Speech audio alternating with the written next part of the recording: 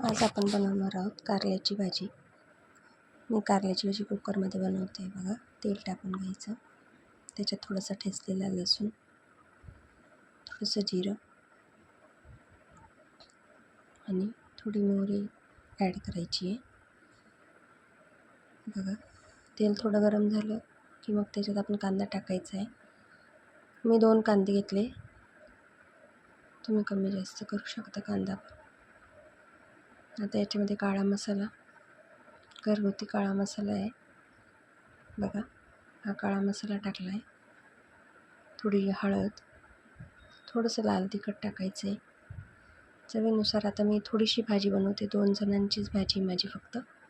मी 4 छोट्या साईजचे कारले घेतलेले. तुम्ही किती लोकांची भाजी बनवता त्या हिशोबाने तुम्ही बनवू शकता बघा. आता हे कारले मी फक्त स्वच्छ पाण्याने धुवून घेतले. त्याच्यामध्ये मी मीठ वगैरे काही टाकलेलं नाही आणि ओमथून पण घेतले नाही, फक्त पाण्याने धुवून घेतले. कारले टाकायचे त्याच्यामध्ये, थोडं चाळून घ्यायचं. याच्यातच आपण या स्टेपला थोडं मीठ टाकायचं आहे बघा. थोडीशी कोथिंबीर, पुन्हा चाळून घ्यायचं.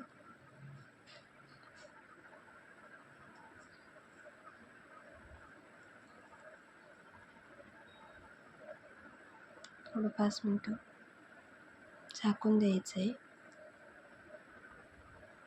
5 मिनटं झाल्यानंतर बघा याच्यामध्ये थोडा अर्धा ग्लास पाणी ॲड केलं आहे.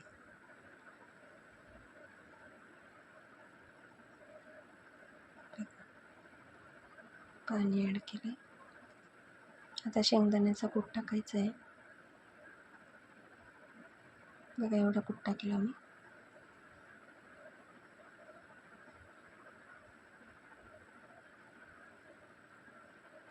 चाळून घ्यायचं.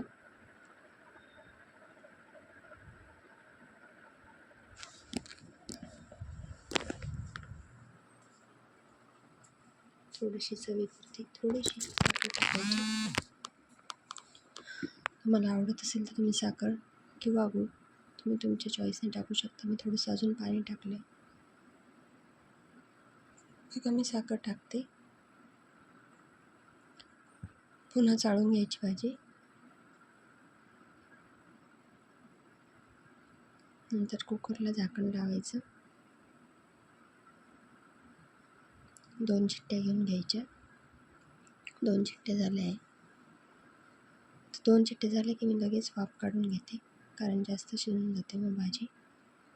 वाफ काढल्यानंतर पुन्हा थोडंसं गॅसवर 5 मिनटं मंद आचेवर भाजी होऊ द्यायची बघा. मी कुकरमध्ये बनवते कारण भाजी झटपट बनते. 10 मिनटात कारल्याची भाजी रेडी होऊन जाते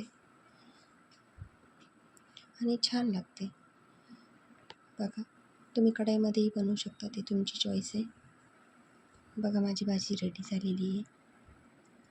भाजी छान लागते. तुम्ही पण एकदा ट्राय करा. आवडल्यास लाईक करा, शेअर करा.